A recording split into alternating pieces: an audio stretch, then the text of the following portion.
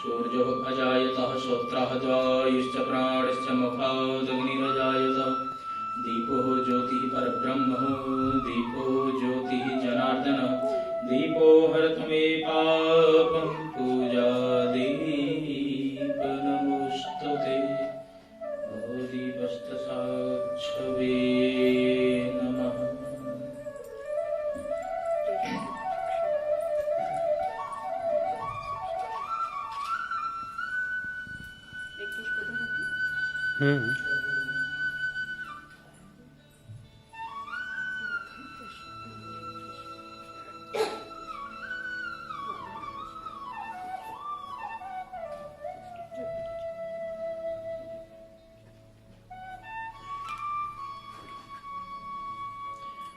ध्येयं सदा परिभवग्नमभीष्टदोहम् तीर्थास्पदं शिविविरिञ्चनुतं शरण्यं भृत्यार्तिहं प्रणतपालभवाब्धिपोतम् वन्दे महापुरुषते चरणारविन्दम् वंशी विभूषितकरानवनीरदाभ पीताम्बरादरुणबिम्बफलाधरुष्टा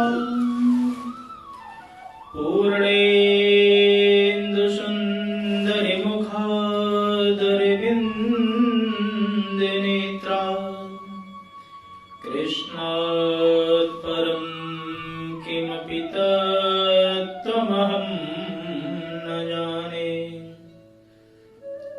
नारायणं नमस्कृत्यं नरं चैव नरोत्तमं देवीं सरस्वतीं व्यासं ततो जयमुदीरयेत्। सीतानाथसमारम्भा श्रीरामानन्दार्यमध्यमाम् अस्मदाचार्यपर्यन्तां वन्दे गुरुपरम्पराम्। अपने अपने घर में की सबका भूखों पीर इन्हें पीर सब घर की सुधन्य धन्य रघुवीर। भक्ति भक्त भगवंत गुरु चतुर नाम बपु एक इनके पग बंधन किए सुनाशत विघ्न अनेक। आइए हनुमंत विराजिए कथा कहूँ मति अनुसार प्रेम भरी गादी धरूं सुविराजिए पवन कुमार सुविराजिए पवन कुमार। वृंदावन बिहारी लाल की जय कृष्ण कन्हैया लाल की जय एकादशी महारानी की जय अम्बे मैया की जय राजा रामचंद्र भगवान की जय पवन सुत हनुमान की जय। जय जय श्री राधे श्याम जय जय श्री राधे श्याम जय जय श्री राधे श्याम।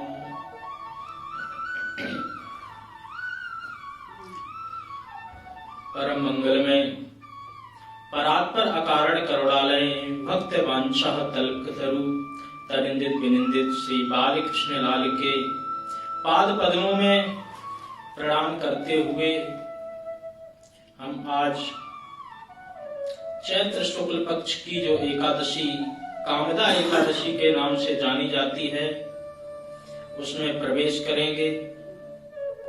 आए हुए भगवत चरणानुरागी भक्त वृंद एवं भक्तमती माताएं, तो प्रत्येक एकादशी कुछ न कुछ हमें सिखाती है, बताती है। आज हम पांचवी एकादशी की कथा कर रहे हैं।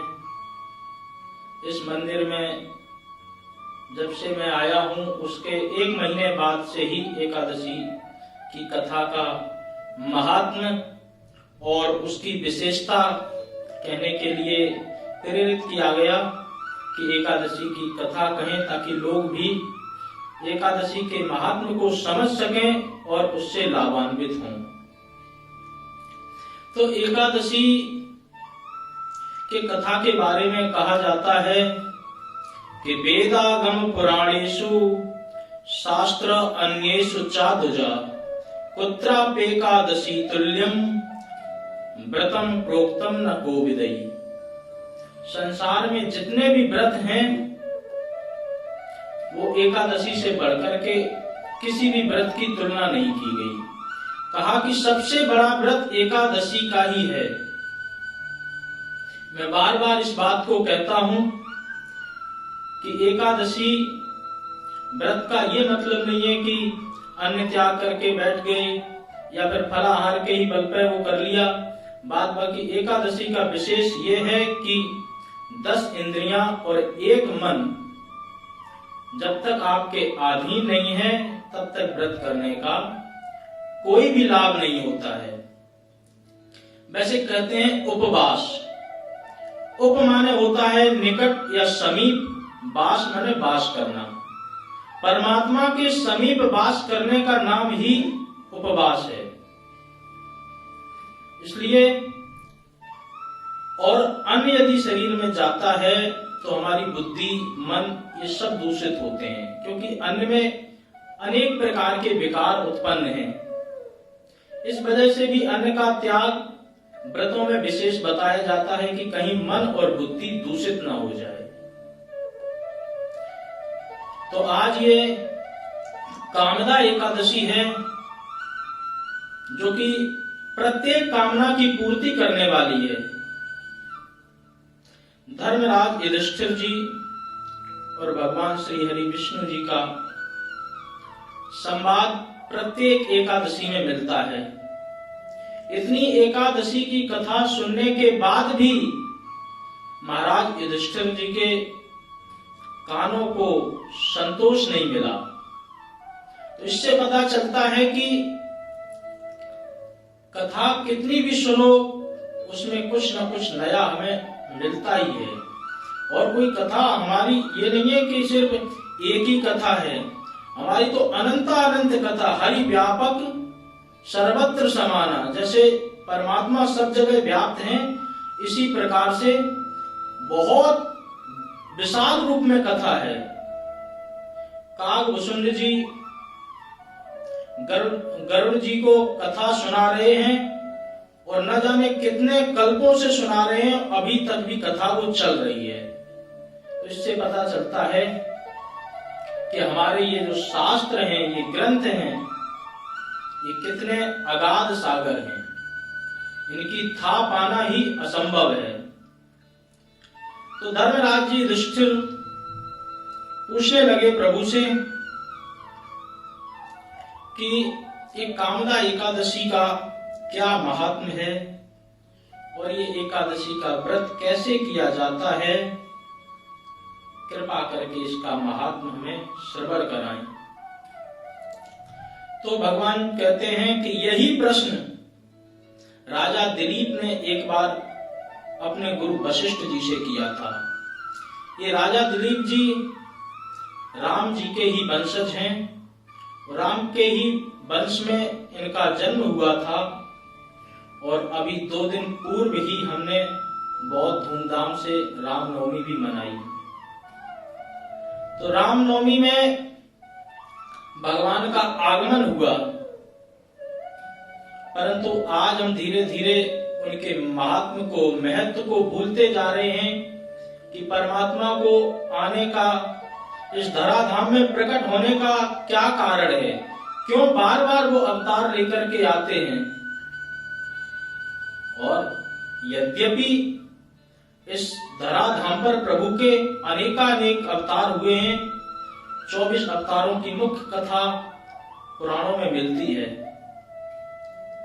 तो राजा रामचंद्र जी का अवतार केवल सिर्फ और सिर्फ इसी उद्देश्य से हुआ कि वो मार्गदर्शन दे सकें, लोगों को एक अपनी प्रेरणा दे सकें, बता सकें कि कैसे व्यक्ति अपना जीवन को साधारण तरीके से जी सकता है और इस मर्यादा में चल करके वो अपना उद्धार कर सकता है। भगवान ने कहीं भी मर्यादा का उल्लंघन नहीं किया। भगवान के इस धराधाम पर आने के अनेकानेक कारण हैं। कथा आती है कि त्रेता युग में प्रताप भानु, अरिमर्दन और धर्मरुचि नाम के जो 3 दैत्यों को श्राप मिला, वही आकर के ये रावण, कुंभकर्ण और विभीषण के रूप में परिवर्तित हुए। हालांकि पूर्व जन्म में ये राजा थे, उसके बाद ऋषियों का अपमान किया, ऋषियों ने श्राप दे दिया कि जाओ तुम दैत्य बन जाओ। तो यही आकर के जब दैत्य बने तो दैत्य बन करके इन्होंने ब्रह्मा जी की घोर तपस्या की। तो ब्रह्मा जी की जब घोर तपस्या की, तपस्या करके वर मांगा, ऐब मस्त बड़ तुम तप कीना, मैं ब्रह्म मिलते ही बर दीना, पद बिनती पग कह 10 शीशा, बोले बचन सुनो जगदीशा। और वचन क्या मांगा कि हम काहू के मरे न मारे, बानर मनुज जात दो ही मारे। सब कुछ पता था, दशग्रीव था, वेदों का ज्ञाता था रावण, सब कुछ जानबूझ करके अपनी मुक्ति के लिए ही ब्रह्मा जी से इस प्रकार का वरदान मांगा कि मनुष्य रूप में परमात्मा को अवतार लेना पड़े और वानरों के सहयोग से ही हमारा उद्धार हो। इसके साथ ही साथ भगवान धर्म की स्थापना करने के लिए भी आते हैं। जब जब होए धर्म की हानि, बाणे असुर अधम अभिमानी, तब तब धर प्रभु विविध शरीरा। अनेकानेक रूप में तब शरीर धारण करते हैं। परित्राणाय साधु नाम विनाशाय च दुष्कृताम, धर्म संस्थापनार्थाय संभवामि युगे युगे। प्रत्येक युग में धर्म की स्थापना करने के साथ साथ, और कारण क्या होता है, बोले विप्र धेनु सुर संत हित, लीन मनुज अवतार। भगवान को ब्राह्मण, गाय, संत और भगवान के भक्त अति प्रिय होते हैं। जब भी इन पर कष्ट आता है तो भगवान दौड़े दौड़े चले जाते हैं। और इसी के साथ साथ जब ये पृथ्वी पाप का बोझ नहीं उठा पाती है तो गाय के रूप में परमात्मा के पास जाती है और जाकर के अपनी अनुनय विनय करती है, तो भगवान को आना ही पड़ता है। तो भगवान के आने के जो अनेकानेक कारण हैं, उसमें तो एक कारण तो यही था। एक दो कारणों पर हम थोड़ी सी चर्चा करते हैं। जब इस पृथ्वी पर भार बढ़ जाता है, पाप बढ़ जाए, तो कैसे पता चले? तो गोस्वामी तुलसीदास जी लिखते हैं, बाड़े बहुखल चोर ज्वारा, जे लंपट पर धन पर दारा। ज्वारियों का यहाँ पर अति मात्रा में जो अगर दिखने लगे बहुत ज्यादा और चोर ज्यादा होने लगे तो समझ लेना कि ये पाप का ही प्रभाव बढ़ता जा रहा है। और साथ ही साथ माने मात पिता नहीं देवा, साधुन संग करवावई सेवा। अपने माता पिता को भी आदर सत्कार जब पूरी तरह नहीं मिलता, और जो साधु संत सज्जन लोग हैं उन लोगों से दैत्य लोग अपनी सेवा करवाने लगते, दुष्ट लोग उन्हें प्रताड़ित करने लगते हैं। साधु का मतलब यही नहीं कि वस्त्र पहन लिया वही, बल्कि नीतिकार कहते हैं मनस्येकम वचस्येकम क्रियस्येकम सदात्मना, मनस अन्ये वचस अन्ये क्रियस अन्ये दुरात्मना। जो मन कर्म और वाणी से जो एक है वही सदात्मना है, वही महात्मा है। और जो जिसकी वाणी कुछ कहती है, मन में कुछ सोचता है और कर्म किसी प्रकार का करता है, ऐसे व्यक्ति सज्जन दिखते हुए भी दुर्जन के समान है। तो भोले बाबा कहते हैं पार्वती जी से कि जिनके जे आचरण भवानी ते जानो निश्चर संप्राणी। इतना सब कुछ दिखते हुए भी हमारे जैसे ही दिखेंगे, दो हाथ भी होंगे, दो पैर भी होंगे, परंतु सोचने का विचार उनका जब बदल जाता है तो फिर इंसान होने के बाद भी वो हैवान हो जाते हैं। कुम्हार एक चिलम बना रहा था, तो जब चिलम बना रहा था तो चिलम बनाते बनाते किसी ने उससे कहा कि ये चिलम क्यों बना रहे हो भाई, इसकी बजाय आप कोई गर्मी बढ़ रही है, सुराही कोई बना दो, कोई घड़ा बना दो। तो जब घड़ा बनाया तो मिट्टी से ही आवाज आई, बोले कि तुम चिलम बनाते बनाते तुमने घड़ा क्यों बना दिया? बोले कि हमारा विचार बदल गया। तो बोले सिर्फ तुम्हारा सिर्फ विचार ही बदला, हमारा तो सब कुछ ही बदल गया। अगर मैं चिलम बनती तो अपने अंदर खुद अग्नि प्रज्वलित करके खुद गर्मी को सहन करती और दूसरे के हृदय को भी जलाती। और अब सुराही बना दिया है, घड़ा बना दिया है, अब मैं खुद भी शीतल रहूंगी और दूसरों के हृदय को भी शीतल करूंगी। तो विचार बदलने से व्यक्ति के आचरण में बहुत जल्दी सुधार हो जाता है। तो कहने का तात्पर्य यही है कि नौमी तिथि मधुमास पुनीता शुक्ल पक्ष अभिजित हरि प्रीता। भगवान का 2 दिन पूर्व ही प्राकट्य हुआ, नौमी तिथि थी, मधुमास समय था। मधु मन होता है चैत्र और माधव मन बैसाख। तो मधु माने चैत्र का महीना था, शुक्ल पक्ष था, अभिजित नक्षत्र था। उसी समय भगवान प्रकट हुए। प्रकट होने के बाद में बोल राजा रामचंद्र भगवान की जय। जैसे ही प्रकट हुए तो ऋषि मुनियों ने अभी अनेकानेक कारण ढूंढ करके बता दिए। बोले राम जन्म के हेतु अनेका, परम विचित्र एक ते एका। अनेकानेक भगवान के प्रकट होने के यहाँ पर बताते हैं कि भगवान के अनेक हेतु हैं। एक कथा आती है कि भगवान के जो द्वारपाल थे जय विजय, एक बार शनकादिक ऋषि भगवान से मिलने के लिए गए। तो जैसे ही भगवान से मिलने के लिए द्वार पर पहुंचे तो जय विजय पार्षदों ने रोक दिया। जैसे ही रोका तो उन्होंने कहा कि मुझे प्रभु के दर्शन करने हैं और अभी करने हैं। तो जय विजय ने कहा कि नहीं, अभी आप अंदर नहीं जा सकते हो। तो सिर्फ इतना कहते ही उन शनकादिक ऋषियों ने श्राप दे दिया, क्योंकि भक्त और परमात्मा के बीच में जो व्यक्ति बाधक बनता है वो निश्चित श्राप के योग्य है। तो भगवान की भी ऐसी इच्छा थी, उनको श्राप दे दिया कि जाओ तुम पृथ्वी पर जाकर के दैत्य बन जाओ। भगवान आए, सारी स्थिति ध्यान से सुनी और कहने लगे कि आपने इनको श्राप दे दिया है तो इनके कारण इनको तारने के लिए मुझे भी पृथ्वी पर अवतार लेना ही पड़ेगा। आप कृपा करके थोड़ा सा अपने श्राप को कम कर दें, क्योंकि उन्होंने श्राप दिया था कि यदि अपनी मुक्ति चाहते हो तो 7 जन्मों तक तुम्हें दैत्य बनकर के रहना पड़ेगा। और जब भगवान के कहने पर कहा कि 7 जन्मों तक अगर इतना लंबा टाइम नहीं कर सकते हो तो भगवान से द्वेष करोगे तो 3 जन्मों में ही तुम्हारी मुक्ति हो जाएगी।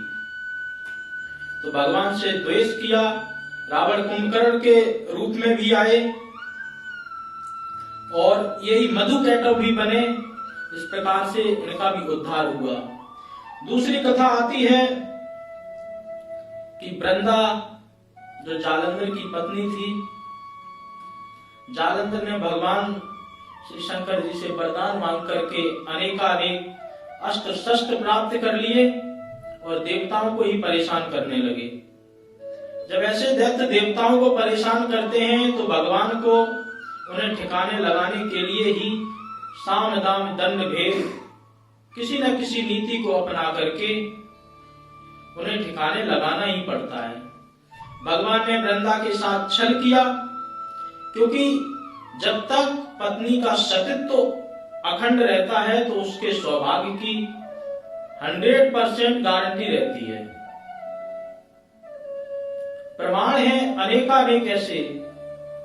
माता अनसुईया ने अपने पतिव्रत धर्म के पालन के कारण ही जो त्रिलोकपति ब्रह्मा विष्णु महेश जो इतने बड़े देवता हैं उन्हें 6-6 महीने का बालक बना लिया।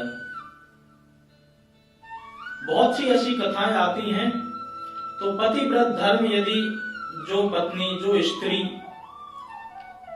अच्छी तरह पालन करती है तो परमात्मा उसके सौभाग्य की रक्षा निश्चित रूप से करते ही रहते हैं। तो जब छल हुआ वृंदा के साथ, जालंधर का वध भी हुआ, तो वृंदा ने श्राप दे दिया कि आज जिस प्रकार आपने मेरे साथ छल किया है, एक जन्म में इसी प्रकार से आपकी पत्नी के साथ भी छल होगा। तो वही सीता जी को जब रावण चुरा करके ले गया तो उस समय वृंदा का श्राप भी सिद्ध हुआ। तीसरा कारण यह है कि नारद जी ने घोर तपस्या की। वो तपस्या करके कामदेव को जीत लिया। जब कामदेव को जीत लिया और जीत करके भोले बाबा के पास पहुंचे, कहा कि प्रभु हमने कामदेव को जीत लिया और कामदेव के साथ साथ हमने क्रोध को भी जीत लिया, क्योंकि काम आया, काम को श्राप भी नहीं दिया, भस्म भी नहीं किया, उसको क्षमा कर दिया। तो बोले प्रभु आपने तो किया था प्रयास, लेकिन आपने काम भर को जीता, क्रोध के कारण काम भस्म ही हो गया था, लेकिन मैंने तो काम और क्रोध दोनों ही जीत लिए। भगवान शंकर जी को लगा कि नारद जी को तो अपमान हो रहा है। नारद जी की बड़ी प्रशंसा की, अच्छा बहुत अच्छा किया, लेकिन ये बात विष्णु भगवान से आप मत कहना।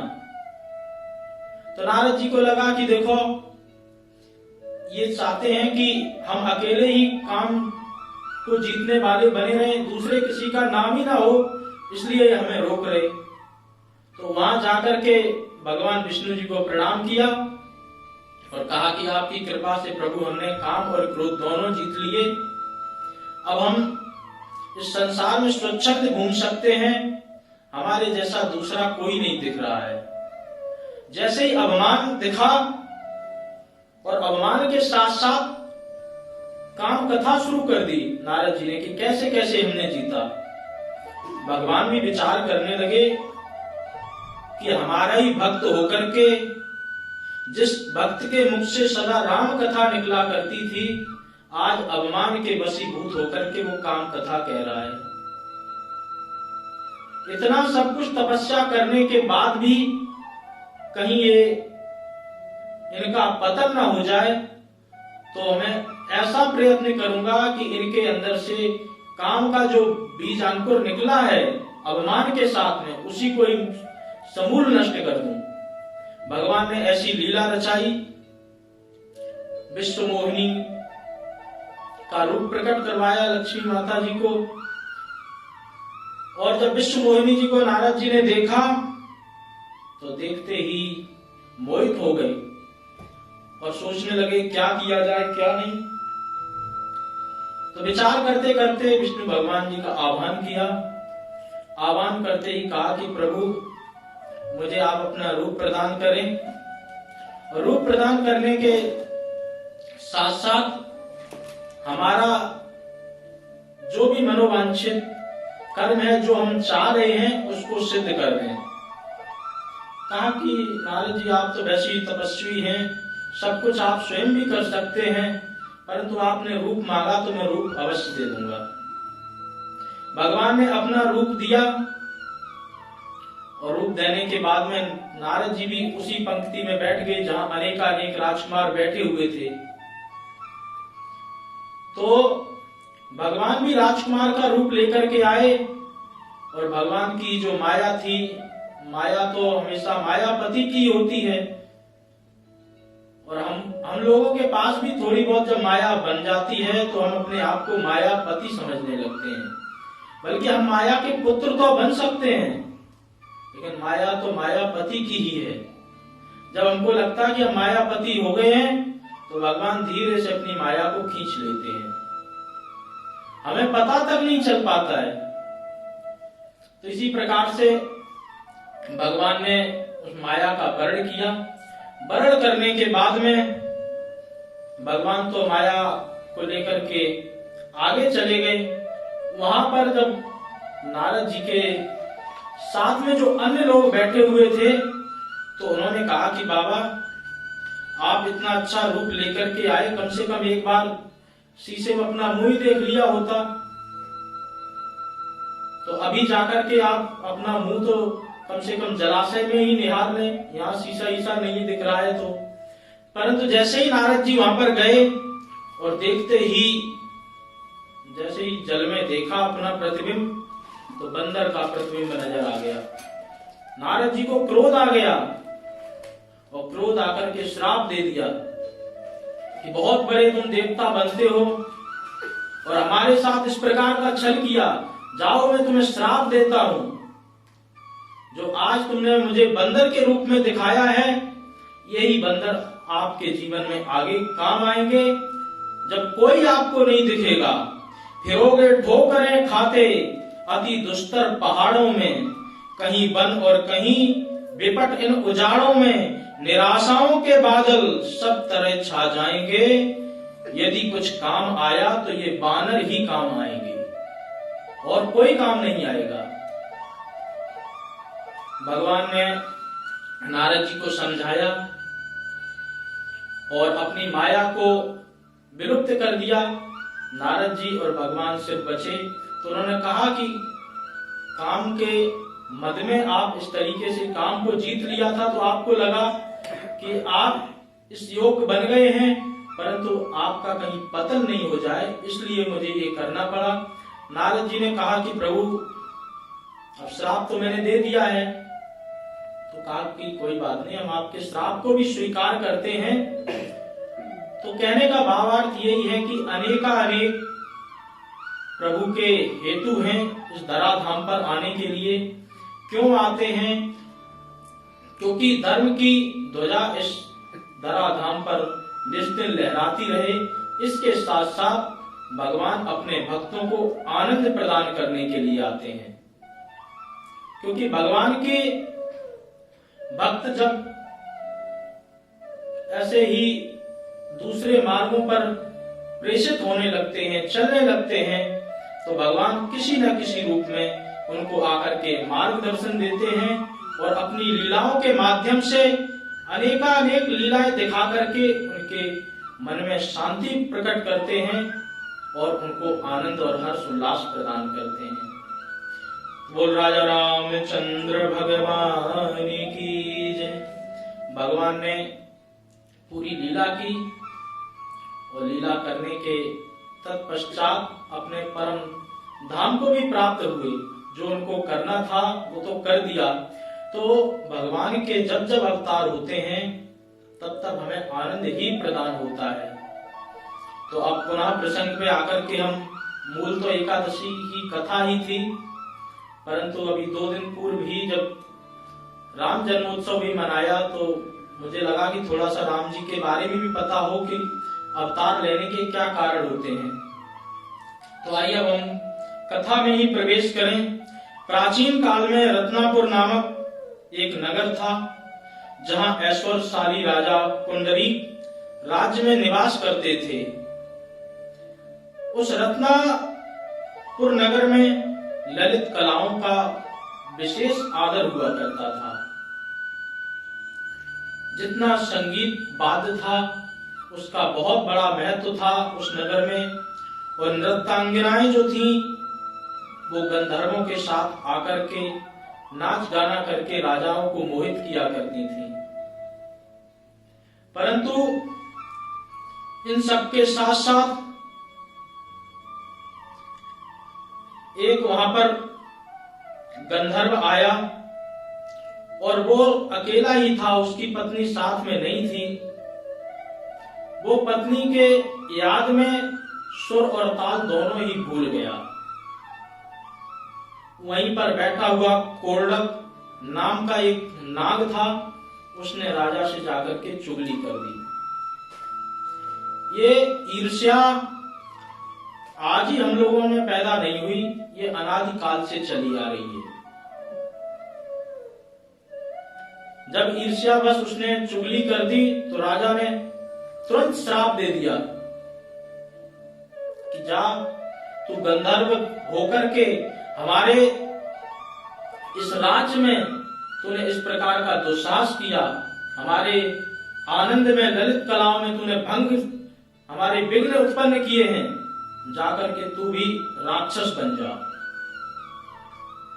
इतना सुनते ही वो राक्षस बनकर के इस पृथ्वी पर घूमता रहा, अनेकानेक पहाड़ों पर गया, और पहाड़ों पे घूमते घूमते जब उसको कहीं शांति नहीं मिली, तो जब उसकी पत्नी को पता चला कि हमारे पतिदेव को श्राप दे दिया गया है, और श्राप के ही वशीभूत होकर के वो इस पहाड़ों पर इधर से उधर घूम रहे हैं और घोर कष्ट पा रहे हैं,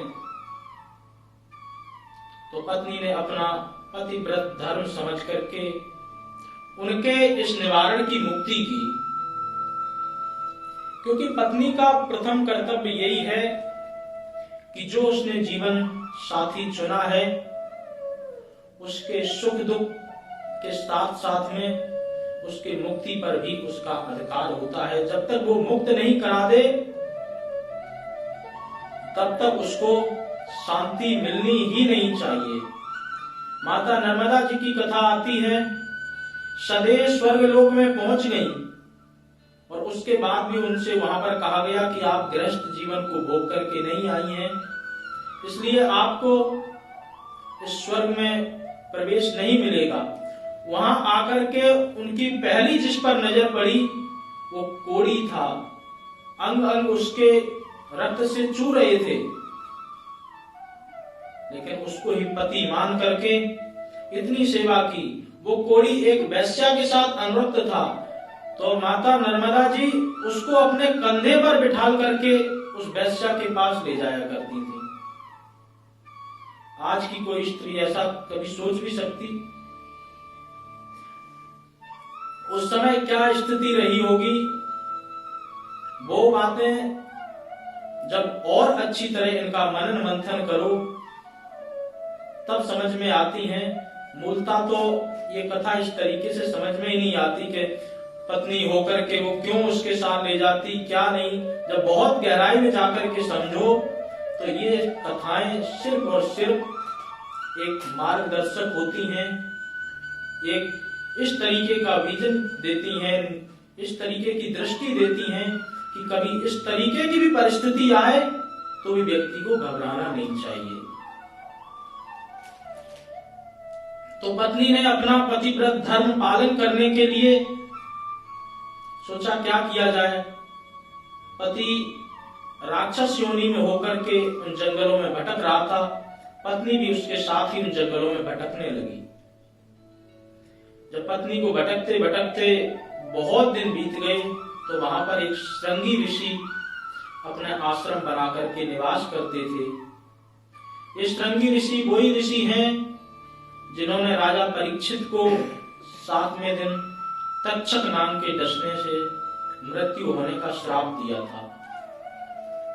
तो श्रृंगी ऋषि को अपनी सारी कथा बताई कि किस प्रकार से राजा ने हमारे पतिदेव को श्राप दे दिया और श्राप देकर के आज वो इस योनि में, राक्षस की योनि में प्रविष्ट हैं और भटक रहे हैं। आप कृपा करके कोई ना कोई मार्गदर्शन दें, कोई ना कोई उपाय बताएं जिससे हमारे पतिदेव की मुक्ति हो सके और वो उस रूप से छूट करके पुनः इसी रूप में आ जाएं। श्रृंगी ऋषि ने कहा कि हे ललता, ललता था उनकी पत्नी का नाम, हे ललता, ये जो कामदा एकादशी आ रही है चैत्र शुक्ल पक्ष में, इसका यदि विधिवत रूप से आप पालन करेंगी, अन्न का त्याग करना है और केवल फलाहार ही करके इस व्रत का पारायण करें, अच्छी तरह व्रत का निर्वाहन करें और दूसरे दिन द्वादशी को किसी ब्राह्मण को यथा योग्य दान दे करके इस व्रत को पूर्ण करें तो आपके पति की निश्चित ही राक्षस प्रवृत्ति से पुनः गंधर्व के रूप में ये लौट आएंगे। पत्नी ने वैसा ही किया। फलस्वरूप द्वादशी का सूर्य उदय जैसे ही हुआ, होते ही वो जो राक्षस योनि में गंधर्व था वो पुनः गंधर्व अपने ही स्वरूप में आ गया। आकर के उसने भगवान की कृपा का अनुभव किया। बोल भक्त वत्सल भगवान की जय। तो वशिष्ठ जी कहते हैं कि हे दिलीप, इस व्रत को जो विधि पूर्वक व्रत करता है, अच्छी तरह इस व्रत का निर्वाहन करता है और करने के बाद में उसके जीवन में जो कुछ भी मनोवांछित फल की प्राप्ति होती है वो इस व्रत से अपने जीवन में सहज रूप से प्राप्त कर सकता है। ये एकादशी बहुत ही, क्योंकि मैं पहले ही कह चुका हूं कि ये व्रत कोई साधारण नहीं है। एकादशी के व्रत बहुत कठोर हैं और इनमें से भी एक निर्जला एकादशी आती है जो कि अभी कुछ ही दिन पहले आएगी। वो कुछ दिन अभी बीत जाने के बाद जब आएगी तो उसमें तो जबकि भीम के पेट में ब्रकोदर नाम की अग्नि जलती रहती है, उसके बाद भी उस आदमी की हिम्मत देखो कि एक वो व्रत एकादशी का जरूर पालन करते हैं। तो इस एकादशी के व्रत को करने से प्रत्येक व्यक्ति के मनोवांछित फलों की पूर्ति होती है।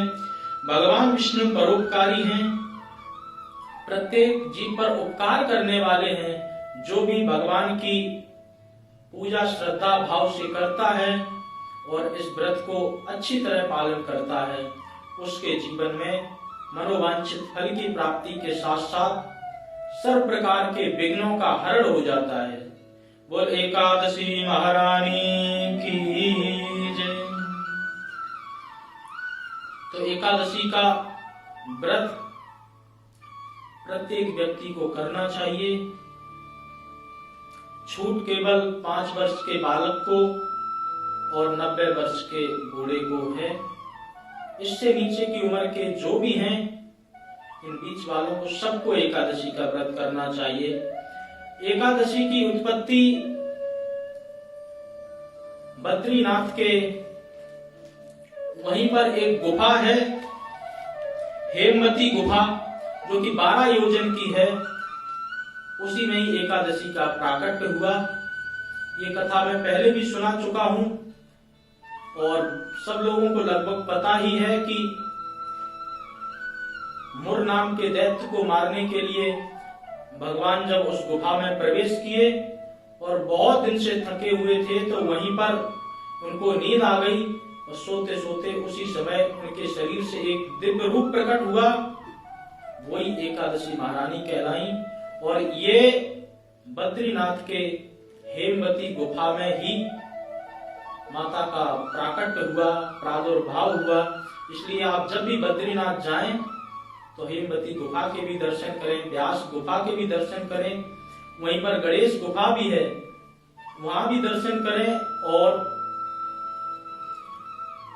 इन गुफाओं के दर्शन करने से आपको प्राचीनता का अनुभव होने के साथ साथ ज्ञान भी मिलेगा कि ऋषि मुनियों ने कैसे इन कंदराओं में बैठ करके कितने कष्ट भोग करके ये अनेकानेक ग्रंथों की रचना की, जिन ग्रंथों को आज हम पढ़ने की तो बात दूर रखो, अपने घर पे भी नहीं रखना चाहते हैं, जिनके दर्शनों से भी हमें आज एलर्जी होती है। तो ये सचमुच दुर्भाग्य है।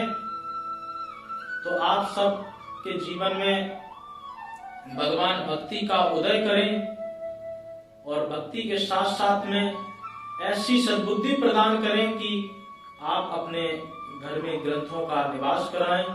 कोई ग्रंथ ज्यादा नहीं रख सकते हैं तो कम से कम रामचरितमानस तो जरूर ही होनी चाहिए, क्योंकि नाना पुराण निगमागम सम्मतम यत्, उसमें सारे पुराणों का, सारे शास्त्रों का जो सार है तुलसीदास जी ने पूरी तरह प्रवाहित कर दिया है, उसमें समेट करके रखा है।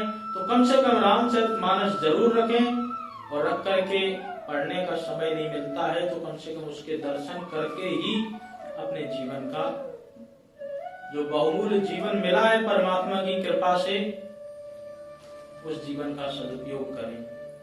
बोल भक्त वत्सल भगवान की जय। तो आज कामदा एकादशी की कथा का यहाँ पर विश्राम, और इस कथा से हमें यही सीखने को मिलता है कि जितनी भाव भक्ति पूर्व हम भगवान की प्रार्थना करेंगे, भगवान की अर्चना वंदना करेंगे, उतने ही भगवान हमारे संकटों को दूर करेंगे और दूर करने के साथ साथ हमारे जीवन में आनंद का उल्लास करेंगे। तो इसी भावनाओं को साथ में लेकर के हम अपने मन में भगवान की भक्ति को सजोएं और सजो करके अपने जीवन को धन्य बनाएं। बोल बांके बिहारी लाल की जय।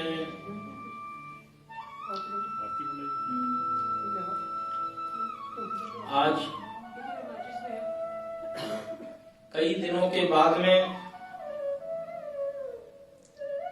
हमारी माता जी, जो कि इस मंदिर से आज से नहीं बहुत पहले से जुड़ी हुई हैं, शायद कुछ लोग नहीं जानते होंगे, तो माता जी आज आई हैं। आपका भी बहुत बहुत धन्यवाद, मंदिर की ओर से आपका बहुत बहुत स्वागत। हमको तो माता जी का कई बार सानिध्य मिला, वृंदावन में भी बहुत बार महीने भर भी रही, और भी कई बार जितनी बार भी आती थी तो हमें तो पुत्रवत रूप में ही स्नेह करती हैं। तो माता जी आपका भी बहुत बहुत धन्यवाद। आज बहुत आनंद आया आपको देख करके।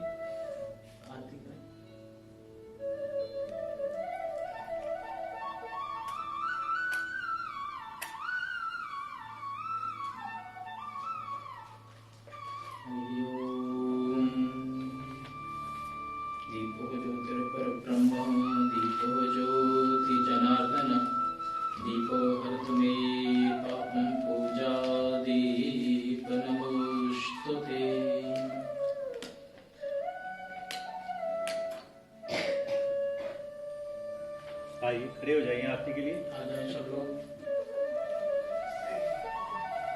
अरे कर दीजिए, एक ही बात है, एक ही बात है। आ जाओ आ जाइए।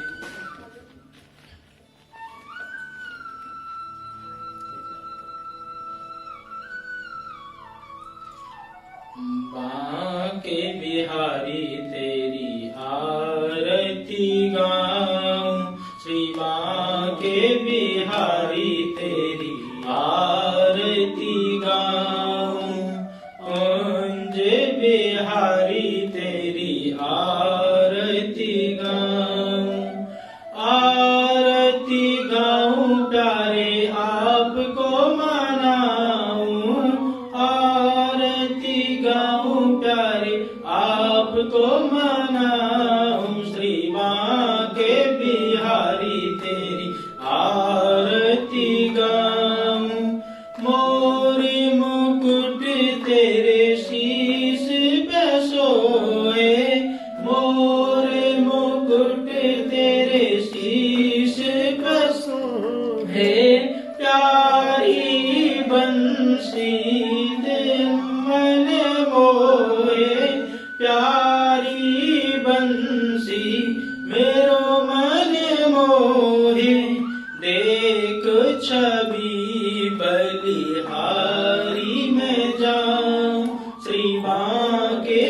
बिहारी तेरी आरती गाऊं। चरणों से निकली है गंगा प्यारी, चरणों से निकली है गंगा प्यारी, जिसने सारी दुनिया सारी, जिसने सारी दुनिया सारी, उन्हें चरणों में मैं बलि बलि जाऊं। श्री माँ के बिहारी तेरी आरती गाऊं।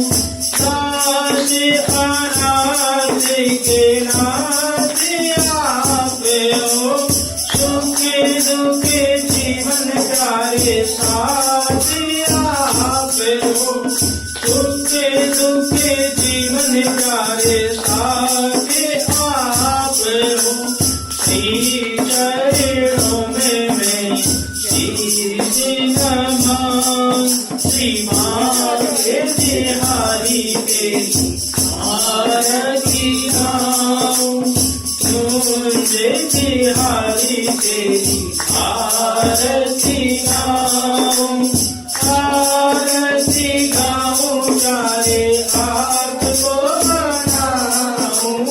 आरती गाऊं प्यारे आपको मनाऊं। श्री माँ के बिहारी तेरी आरती गाऊं। श्री तुझे बिहारी तेरी आरती गाऊं।